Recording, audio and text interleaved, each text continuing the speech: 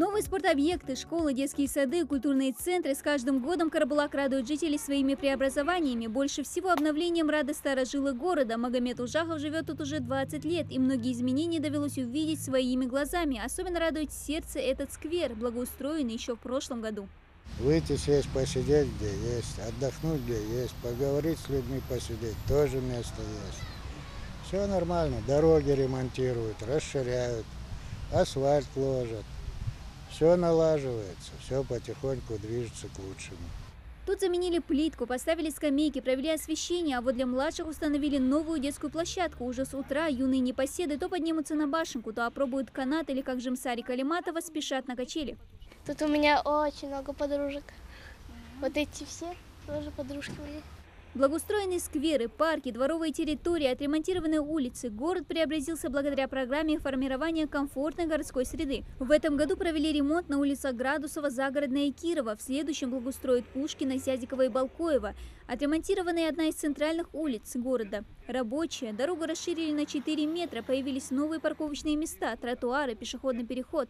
Когда про эту улицу рабочую вспоминаешь, было очень неприятно, потому что она имела очень некорректный, неэстетический и небезопасный вид для пешеходов, участников дорожного, пешеходов, водителей, потому что везде были ямы, ухабы, припарковаться вообще не было места. Я на своем примере говорю, как, можно сказать, старейший житель города Карабулак, как водитель, как пешеход.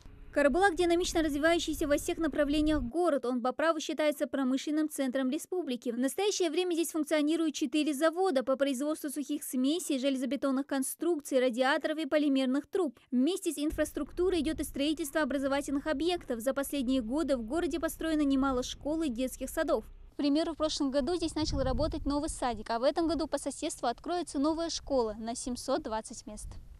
Параллельно строятся еще 2 школы и 1 детсад. Он находится буквально в 2 шагах от дома Лейлы Тимурзиевой. Мама 7 детей ждет не дождется окончания строительства. Старшие 4 школьники, как раз 4 отправляем в школу, 3 сюда. И надеюсь, сама тоже устроиться на работу со своими детьми прямо туда. Первый микрорайон у нас полностью обеспечен. После завершения строительства данного учебного учреждения будет полностью обеспечен местами дошкольного образования. И в 2017 году в этом же микрорайоне у нас введена в эксплуатацию школа на 540 мест.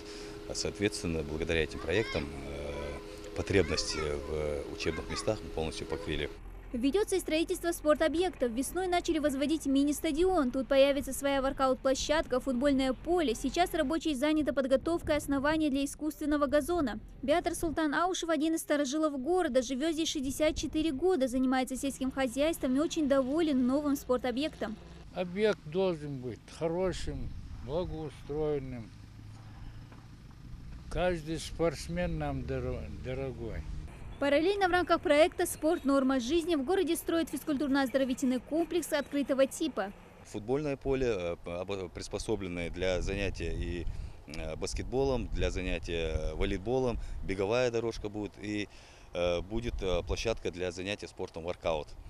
Такой объект у нас здесь до конца года планируется уже быть завершенным. Обновленный стадион имени Зязикова. На днях тут открыли воркаут-площадку. Для любителей футбола и баскетбола есть свои отдельные поля. Еще беговые дорожки для желающих держать свое тело в тонусе. Плюс гонять мяч теперь можно как днем, так и ночью. На стадионе установили мощные прожекторы. Благодаря этому место стало излюбленным для многих карабулакчан. Сюда приходят покататься на роликах, самокатах, велосипедах или просто пройтись вокруг футбольного поля.